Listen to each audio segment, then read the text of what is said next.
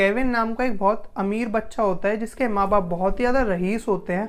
अब वो अपनी पढ़ाई करता है और पढ़ लिख कर जब वो अपनी ग्रेजुएशन कंप्लीट करने वाला होता है तो वो अपने माता पिता को बोलता है, स्पेसिफिकली वो अपने फादर को बोलता है कि मुझे अपनी ग्रेजुएशन कंप्लीट करने पे एक स्पोर्ट्स कार चाहिए।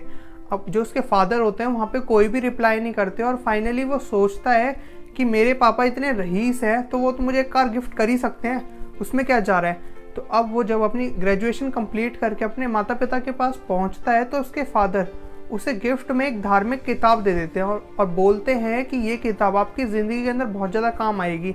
अब वो जैसे देखता है कि उसके फादर ने उसे गिफ्ट में एक धार्मिक किताब दी है, वो आग बबूला हो जाता है। वो गुस्सा करने लग जाता है अपने माता पिता को कि तुम इतने अमीर हो, तुम इतने रईस हो, क्या तुम मुझे एक कार नहीं दे सकते थे।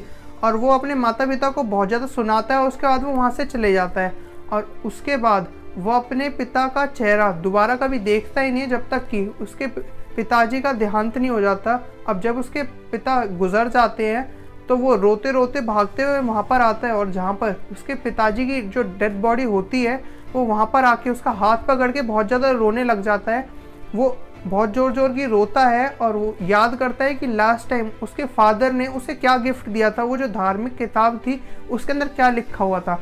अब वो जाता है और उस धार्मिक किताब को ढूंढता है और उस गिफ्ट को खोलकर वो बुक के पेज को पलट रहा होता है। इतने में ही उसमें से एक चाबी नीचे गिरती है, वो चाबी की आवाज़ होती है और वो उठा के देखता है। उसके कार्ड में लिखा होता है कि इस शोरूम में जाकर तुम अपनी कार ले लेना, ये जो पेमेंट है मैंने इसकी ऑलरेडी कर चुका हूँ, बस तुम्हें वहाँ से जाके कार खरीदनी है, मैंने सारी पेमेंट इसकी कर दी है।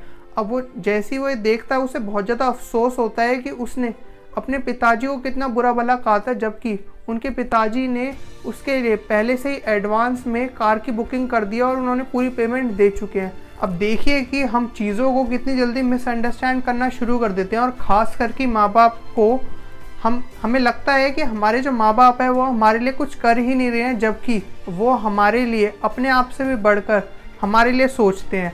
तो अगर आपको ये वीडियो का मैसेज अच्छा लगा हो तो आप इस वीडियो को बहुत सारे लोगों तक शेयर कीजिए। अब हम नेक्स्ट वीडियो में इसका एक नेक्स्ट वर्जन के बारे में बात करेंगे। तो अगर आप मेरे चैनल पे पहली बार आए हैं तो चैनल को सब्सक्राइब करके नोटिफिकेशन बेल को क्लिक कर दीजिए कि आपका उसका नोटिफिकेशन आपसे मिस ना हो। तो मैं मिलता हूँ आपको अगली वीडियो में, तब तक के लिए गो सेल्फ मेड।